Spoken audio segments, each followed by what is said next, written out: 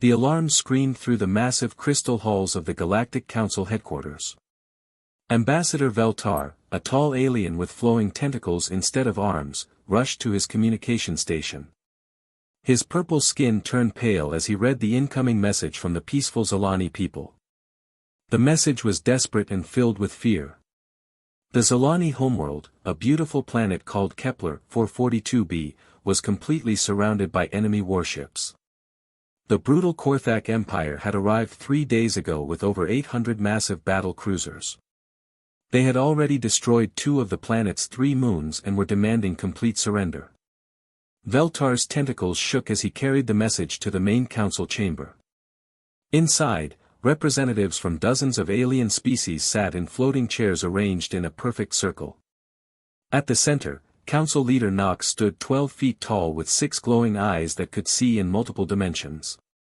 "Emergency session called to order," Nox announced, his deep voice echoing through the chamber. "The Zolani people face extinction within hours."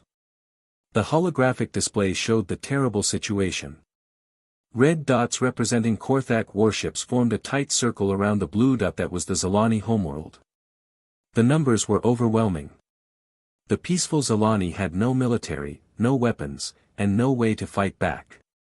"We must send help immediately," declared Ambassador Crix from the Altarian Republic, her bird-like features tense with worry. "With what ships?" Nox replied, his multiple eyes scanning the tactical display floating before him. "The Rim Wars have been going on for 2 years now. Every fleet we have is already fighting somewhere else in the galaxy." The room fell silent. Everyone knew he was right. The Council's combined military forces were spread across 1,000 different battles. Pirates attacked trade routes daily. 3 separate rebel groups were fighting for independence. And now the Korthak Empire was making another conquest. Ambassador Veltar cleared his throat nervously. He had been thinking about something that scared him, but it might be their only choice. "There is one option we haven't discussed," he said quietly. "Speak," commanded Nox. "The humans," Veltar whispered. The reaction was immediate. Delegates jumped up from their floating chairs. Some started arguing loudly. Others made sounds of fear and disgust. The chamber erupted into complete chaos. "Absolutely not," shouted Ambassador Crix. "They're barely out of their stone age." "They're from a death world," added another delegate. "Their entire planet is designed to kill them." Nox raised one massive hand for silence. "The humans have only been part of the galactic community for 50 years. They have no experience with this kind of warfare."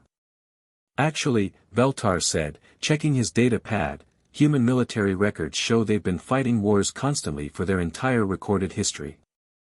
They've never had a single year of complete peace on their homeworld." This information made the chamber even more uncomfortable. Most species in the galaxy had evolved past warfare thousands of years ago. The idea of a species that still fought wars regularly was disturbing. "But they use such primitive tactics," argued another delegate. "They actually send soldiers to fight on the ground instead of using automated systems. Their weapons are designed to cause pain, not just destroy targets," added someone else. Veltar nodded grimly. "Yes, but they win their wars. Every single conflict in their history ended with complete victory for one side or total destruction for both." Meanwhile, on Earth, Admiral Jake Morrison was eating lunch at his desk in the underground command center of Earth Defense Command. At 62 years old, he had gray hair and deep lines on his face from decades of making difficult decisions. His office walls were covered with pictures of human soldiers from every war in history. The emergency communication terminal suddenly lit up with an incoming transmission from deep space. Morrison put down his sandwich and opened the channel. The alien ambassador's face appeared on his screen, tentacles moving nervously. "Admiral Morrison," Veltar began, "the Galactic Council requires immediate military assistance. The Zolani homeworld is under attack by the Korthak Empire. We have no available fleets to send." Morrison listened carefully as the alien explained the situation. 800 enemy ships. Millions of innocent civilians about to be enslaved or killed. No other help available. When the transmission ended, Morrison didn't hesitate. He pressed a button connecting him directly to Fleet Commander Lisa Hayes, who was aboard the flagship stationed near Jupiter. "Commander Hayes," Morrison's voice was calm and steady. "Deploy the 7th Fleet. Full combat loadout. Maximum speed to coordinates I'm sending now." "Sir," Hayes replied, "the Galactic Council specifically requested a rescue mission with minimal casualties." Morrison looked at the pictures on his wall. Human soldiers who had died defending innocent people throughout history. His expression hardened. "Commander, they asked for help. They're about to get it." The moment Admiral Morrison gave the order, Earth's military machine came alive like a sleeping giant opening its eyes. Space stations orbiting Earth, Mars, and the asteroid belt immediately began launching ships. The 7th Fleet had been humanity's most feared combat unit for 20 years, and today they would show the galaxy exactly why. Commander Lisa Hayes stood on the bridge of her flagship, the UES Retribution. At 45 years old, she had fought in more space battles than most alien species had even heard of. Her short brown hair was pulled back tightly, and her green eyes showed no emotion as she watched the tactical displays lighting up around her. The bridge was different from alien command centers. Where other species used soft colors and comfortable seating, the human bridge was built for war. Red emergency lighting cast shadows across the metal walls. Every surface was covered with weapon controls, targeting systems, and damage reports. The crew worked in complete silence, each person focused on their job like parts of a deadly machine. "Jump complete, Commander," reported Lieutenant Parker from the navigation station. "All 200 ships have arrived at the coordinates." Hayes nodded and looked at the main display screen. The Zalani homeworld appeared as a blue marble surrounded by angry red dots representing the Korthak fleet.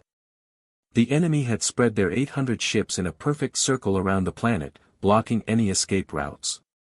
"Captain Rodriguez," Hayes spoke into her communication device, "deploy the Wraith-class destroyers in hunting formation pattern 7. "Understood, Commander," came the reply from Captain Tom Rodriguez, whose ship was already moving into position. The Wraith-class destroyers were humanity's most feared vessels. They were painted completely black to blend with space, carried no identification markings, and were designed for one purpose: to hunt and destroy enemy ships without being detected. "Captain Williams," Hayes continued, "I want your Marines ready for orbital insertion within 30 minutes. Captain Beth Williams commanded the 3rd Marine Battalion, 2,000 of humanity's most elite soldiers. These weren't the peacekeeping forces that other species used. These were warriors trained from childhood to fight in the most dangerous environments in the galaxy. They could survive in vacuum for hours, fight in gravity 10 times stronger than Earth's, and operate weapons that would kill most other species just from the recoil." Meanwhile, aboard monitoring stations throughout the galaxy, alien intelligence officers listened to human military communications with growing alarm. They had expected to hear speeches about protecting innocent life or bringing justice to the oppressed. Instead, they heard something that chilled them to their core: complete professional silence. The humans weren't angry. They weren't excited. They weren't even particularly interested. They were simply doing a job, and that job was systematic destruction of enemy forces. There were no battle cries, no emotional outbursts, no dramatic declarations.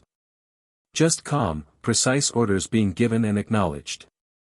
"This is disturbing," whispered intelligence officer Zalmar to his colleague as they monitored the transmissions. "They speak about destroying ships the same way we would discuss repairing a broken machine." Captain Tom Rodriguez sat in his command chair watching his ship's artificial intelligence calculate the best ways to destroy the Korthak patrol ships. The AI was running millions of combat scenarios every second, finding the perfect angles of attack, the most efficient weapon combinations, and the timing that would cause maximum damage. "Ma'am," Rodriguez reported to Commander Hayes, "my sensors have detected a Korthak patrol squadron. 23 ships moving in standard formation. They haven't noticed us yet. The Korthak ships were massive, each one 3 times larger than the human destroyers. Their armor was thick, their weapons were powerful, and their crews were experienced fighters who had conquered 17 different worlds. They considered themselves the most dangerous military force in the galaxy. They were about to learn how wrong they were. "Remove them," Hayes replied in the same tone she might use to order coffee. Rodriguez smiled for the first time since the mission began. It wasn't a happy smile. It was the smile of a predator that had found prey. All weapons targeted. Firing solution locked. Executing attack pattern Delta. What happened next took less than 30 seconds. The human ships appeared on Korthak sensors just long enough to fire their weapons. Advanced plasma cannons, quantum torpedoes, and kinetic bombardment systems all fired at once. The 23 Korthak ships didn't have time to raise their shields or send a distress signal. They simply ceased to exist. Brilliant flashes of light marked where each enemy ship had been. Debris scattered in all directions, some pieces so small they looked like glitter against the darkness of space. The entire patrol squadron had been eliminated without managing to fire a single shot in return. "Target eliminated," Rodriguez reported calmly. "No survivors detected. Moving to next patrol route." Across the Korthak fleet, alarm bells began ringing as commanders realized they had lost contact with an entire patrol group. But they still didn't understand what they were facing. The siege of the Zalani homeworld was about to become something much worse. It was about to become a demonstration of why the rest of the galaxy feared the children of Earth. War Commander Theklan stood proudly on the bridge of his flagship, the Bloodhammer. At 8 feet tall with thick gray skin and 4 powerful arms, he was the most feared military leader in the Korthak Empire. Behind him stretched a wall of victory trophies, weapons taken from the 17 worlds he had conquered over the past decade. His fleet of 800 warships formed a perfect circle around the Zalani homeworld. Each ship was a massive fortress of metal and weapons, designed to strike fear into any enemy. The Korthak had spent centuries perfecting their military technology, and no force in the galaxy had ever defeated them in open combat. Theklan watched the peaceful blue planet below and felt satisfied. The Zalani had no military, no weapons, no way to resist. In a few more hours, he would give the order to begin bombardment. Another world would fall to the mighty Korthak Empire. "Sir," his tactical officer called out, interrupting his thoughts. The young Korthak's voice was shaking slightly. "I'm detecting some unusual readings on the outer sensor grid." "What kind of readings?" Theklan asked, not particularly concerned. "Probably just space debris or a broken sensor array." "Unknown vessels, sir." "Small craft, but they're moving very fast." "And sir." The tactical officer's voice cracked with fear. "They're systematically destroying our outer perimeter patrols." Theklan spun around, his 4 arms moving to different control panels at once. This was impossible. His fleet had the most advanced sensors in the galaxy. Nothing could approach without being detected hours in advance. "Show me," he commanded. The main display screen lit up with a tactical view of the battlefield. Red dots showed the positions of his fleet, spread in a defensive formation that had never been broken. But as he watched, the red dots on the outer edge began disappearing one by one. "Patrol Group 7 has stopped responding," reported another officer. "Patrol Group 12 is gone, sir. No distress signal, no final transmission. Patrol Group 3 just vanished." Theklan felt something he hadn't experienced in 20 years of warfare: confusion. His mighty warships were disappearing without even seeing their attackers. How was this possible? "All outer patrols, report status immediately," he barked into his communication system. Static filled the channel. Then, slowly, terrified voices began responding. "This is Patrol 6. We're under attack by unknown vessels. They appeared from nowhere and," the transmission cut to dead silence. "Patrol 14 here. Small ships, moving too fast to target. They're using some kind of stealth, another voice lost forever. Theklan's confidence began to crack. In 17 conquests, he had never faced an enemy that could move unseen through his formations. His technological superiority was supposed to make him invincible. On the bridge of the UES Retribution, Commander Hayes watched the tactical display with cold satisfaction. The red dots representing enemy ships were disappearing exactly as planned. Her Wraith-class destroyers were moving through the Korthak formations like sharks through a school of fish. "Excellent work, Captain Rodriguez," she said into her communication device. "Phase 1 is complete. Captain Miller, begin Phase 2 immediately." Captain Beth Miller commanded the Cyber Warfare Division aboard the UES Shadow Strike. Her ship was packed with the most advanced electronic warfare systems humanity had ever built. While other species relied on direct combat, humans had learned that destroying an enemy's ability to communicate was often more effective than destroying their ships. "Beginning electronic assault now, Commander," Miller reported.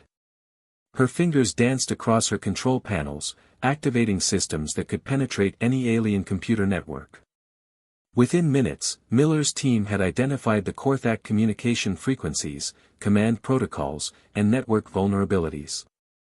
Human-computer viruses, designed specifically for alien technology, began spreading through the enemy fleet like a digital plague.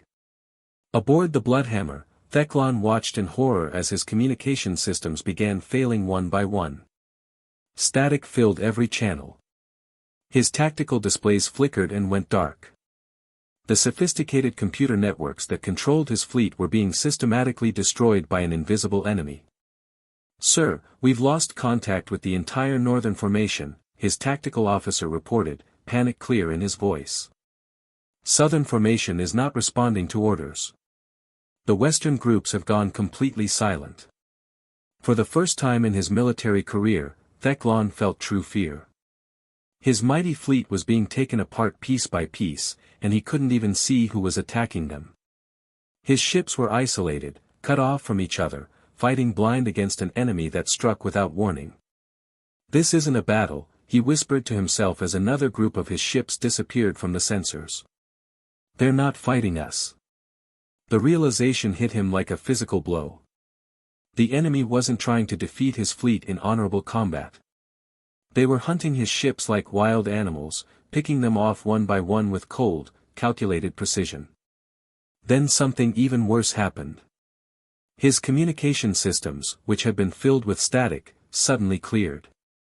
But instead of his own officers' voices, he heard something that made his blood freeze. The dying screams of Korthak crew members filled every speaker on his ship.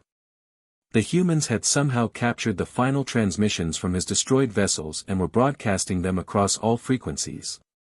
The terrified voices of his soldiers, crying for help that would never come, echoed through every ship in his fleet. It was psychological warfare of the cruelest kind. The humans wanted his remaining crews to know exactly what was happening to their comrades. They wanted the Korthak to understand that death was coming for them all, slowly and inevitably. Theklan collapsed into his command chair, his 4 arms shaking. In 17 conquests, he had been the one bringing terror to peaceful worlds.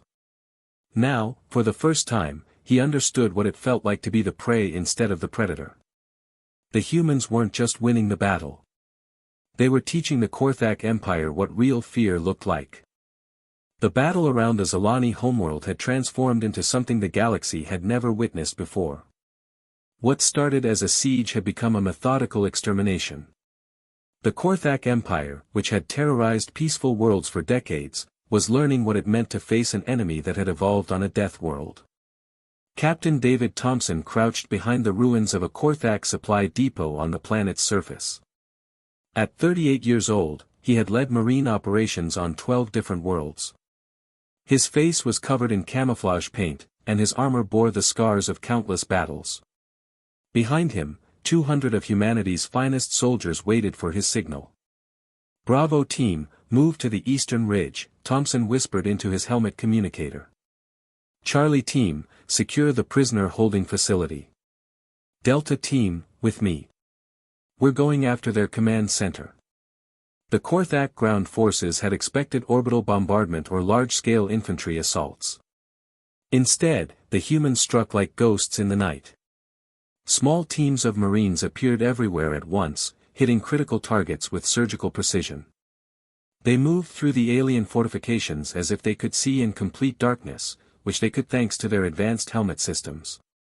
High above the planet, Captain Jennifer Davis commanded the orbital bombardment ship UES Thunderstrike. Her vessel carried weapons that could crack a moon in half, but today she was using them with the precision of a surgeon's scalpel. Target acquired, Davis reported calmly, watching her targeting computer lock onto a Korthak weapons depot. Firing kinetic bombardment round. A metal rod the size of a telephone pole dropped from orbit at tremendous speed. When it hit the alien installation, the impact created a crater of molten glass 500 feet wide. The explosion was so precise that it destroyed the enemy base without harming a single Zalani building just 2 blocks away. The Zalani civilians who witnessed these strikes stood in stunned silence.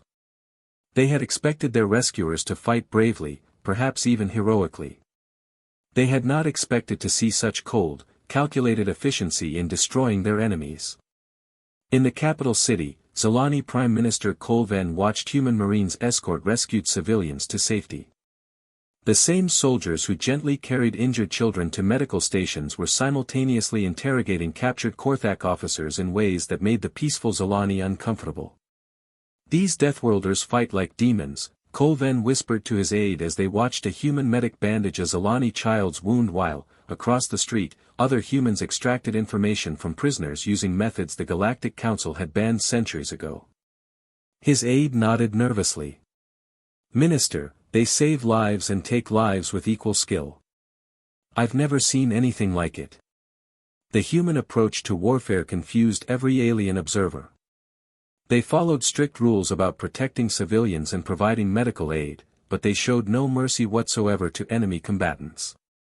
It was as if they could switch between compassion and ruthlessness in an instant. Meanwhile, at the edge of the star system, Commander Hayes received reports that Korthak reinforcement fleets were arriving. The enemy had sent 3 separate battle groups, each containing over 100 ships. Commander, reported Captain Wilson from the UES Predator, first reinforcement fleet has dropped out of hyperspace. 120 vessels. Hayes didn't hesitate. All ships, intercept and destroy. No survivors, no escape. The Korthak reinforcements had expected to find their comrades in the middle of conquering another peaceful world. Instead, they arrived to find the scattered debris of 800 warships floating in space like a graveyard. The human fleet fell upon each reinforcement group like a pack of wolves. The Korthak ships, designed for intimidating weak opponents, were no match for vessels built by a species that had been fighting wars for its entire existence. Each enemy fleet was destroyed completely within hours of its arrival. Back on Earth, Admiral Morrison sat in his command center, monitoring the battle through quantum communication links. His weathered face showed no emotion as he watched the tactical displays. This wasn't his first time ordering the complete destruction of an enemy force. Commander Hayes, Morrison's voice came through the communication system, enemy resistance appears to be collapsing. Are you prepared to accept their surrender? Hayes looked at her tactical display. The few remaining Korthak ships were trying to retreat, broadcasting surrender signals on all frequencies. In most galactic conflicts, this would be the end of the battle. Negative, Commander, Morrison replied after a moment of consideration. Intelligence reports confirm that Korthak forces fired on civilian evacuation ships during the initial assault. No survivors who participated in attacks on noncombatants. The order was clear and absolute. The humans had come not just to rescue the Zalani, but to ensure that the Korthak Empire would never threaten innocent people again. War Commander Theclon sat alone on the bridge of his dying flagship, the Bloodhammer. His crew was dead, his fleet was destroyed, and his empire's most powerful military force had been annihilated by creatures he had dismissed as primitive. With his ship's systems failing around him, Theclon opened a final communication channel. His voice was filled with genuine terror as he spoke. "What manner of creatures are these humans?" he transmitted on all frequencies, hoping someone, somewhere, would hear his warning and understand the danger. The response came from Commander Hayes herself, her voice calm and cold as ice. "We are what nightmares fear, alien." Plasma fire from a dozen human ships consumed the Bloodhammer, erasing the last remnant of the once mighty Korthak fleet. The siege was over, but the galaxy would never forget the lesson the humans had taught: there are predators in this universe, and they come from a small blue world called Earth. 3 days after the human fleet arrived at Kepler 442b, the Zalani homeworld was completely free. The morning sun rose over cities that had been under siege just hours before. Korthak installations lay in ruins, reduced to smoking craters by precise orbital bombardments. The alien invaders were gone, but their absence had been bought with a level of violence that shocked every witness. The human ships hung in orbit like silent metal predators. 200 vessels that had systematically erased an enemy fleet of over 1,000 ships without losing a single craft. The space around the planet was filled with debris, twisted metal, scattered components, and the ashes of what had once been the Korthak Empire's most powerful military force. On the planet's surface, Zalani civilians emerged from their hiding places to find human marines patrolling their streets. The soldiers were polite and professional, helping with medical aid and distributing food supplies. But there was something in their eyes that made the peaceful Zalani uncomfortable, a coldness that suggested these same gentle hands had recently done terrible things. Prime Minister Colven stood at his office window, watching human soldiers escort Korthak prisoners to waiting transport ships. The aliens who had terrorized his people for weeks now walked with their heads down, defeated and broken. Some were injured, others seemed to be in shock, but all of them moved with the slow, careful steps of creatures who had learned to fear. "Minister," his aide said quietly, "the human commander is requesting permission to depart." Colven nodded slowly. He was grateful to be alive, grateful that his people were safe, but he was also terrified of the beings who had saved them. The humans had shown a capacity for organized violence that was unlike anything in the galaxy's recent memory. Meanwhile, Ambassador Veltar's ship approached the human fleet. The Galactic Council had sent him with official thanks and what everyone hoped would be a diplomatic way to ask the humans to leave as quickly as possible. The council members were grateful for the rescue, but they were also deeply disturbed by what they had witnessed. Veltar had reviewed the battle recordings dozens of times. The human attack had been perfectly coordinated, ruthlessly efficient, and completely without mercy. They had destroyed enemy ships with a precision that suggested they had been planning such operations for years. Most disturbing of all, they had seemed to enjoy it. The ambassador's ship docked with the UES Retribution, and he was escorted to a meeting room where Commander Hayes waited. She stood at attention, her uniform spotless, her expression neutral. Behind her, large windows showed the peaceful blue world they had just liberated. "Ambassador," Hayes said with a slight nod, "I trust you're here to discuss our departure schedule." "Yes, Commander," Veltar replied, his tentacles moving nervously. "The Galactic Council extends its deepest gratitude for your intervention. The Zalani people are safe because of human courage and sacrifice." Hayes raised an eyebrow. "We didn't lose a single person, Ambassador. There was no sacrifice involved." The casual way she said it made Veltar's skin crawl. The humans had destroyed over 1,000 enemy ships without taking any casualties at all. It wasn't a battle, it had been an execution. "The Council would like to invite human representatives to discuss future cooperation," Veltar continued carefully, "but first, we feel it would be best if your fleet returned to Earth space. Translation: please leave before you decide to conquer us too." Hayes smiled slightly. "Of course, Ambassador. We'll be departing within the hour." Back on Earth, Admiral Morrison sat in his command center, surrounded by screens showing news reports from across the galaxy. Every alien news network was broadcasting footage of the battle, and the reactions were exactly what he had expected. Fear, shock, and a new understanding of humanity's place in the galactic community. A communication request came in from the Galactic Council chambers. Morrison accepted the call, and his image appeared as a hologram in the Council's main meeting room. 50 different alien species looked at him with expressions ranging from gratitude to terror. Admiral Morrison, Ambassador Veltar began, the Council wishes to thank humanity for its decisive action in the Kepler 442b system. Morrison's weathered face remained expressionless. His cold blue eyes swept across the assembled diplomats, many of whom shifted uncomfortably under his gaze. The Zalani are free, Morrison stated simply. The Korthak Empire has been educated about the consequences of attacking peaceful worlds. Admiral, Veltar said nervously, while the Council appreciates human intervention, some members have expressed concerns about the methods employed during the operation. Morrison's expression didn't change. You called us because you needed killers, Ambassador. Don't act surprised when we kill. The blunt honesty of his words made several delegates gasp. Morrison paused, letting his message sink in before continuing. And ambassadors? This was us showing restraint. The implications of that statement hung in the air like a poison cloud.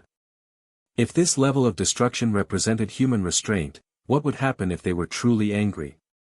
As the transmission ended, Morrison leaned back in his chair. Within hours, human ships were jumping to hyperspace, leaving the Zalani system as quickly as they had arrived. But their message had been delivered loud and clear to every species in the galaxy. Emergency Council sessions began immediately on dozens of worlds. The Korthak Empire, learning of their fleet's complete destruction, announced an immediate end to all military expansion. 3 other aggressive species cancelled planned invasions. Pirates across the galaxy began avoiding any system that might have human connections. The news spread through spaceports and trading stations at the speed of light. Humanity wasn't just another species to be bargained with or ignored. They were apex predators who had evolved on a world that tried to kill them every day of their lives. And they had just demonstrated that they were willing and able to export that lethal expertise to anyone who threatened innocent people. The galaxy was safer now, but it was also more dangerous. Because everyone understood a fundamental truth that would reshape galactic politics forever, Earth's children weren't just another military force. They were what nightmares feared, and they had just announced their presence to the universe. The age of human diplomacy had begun, and it would be conducted from a position of absolute strength.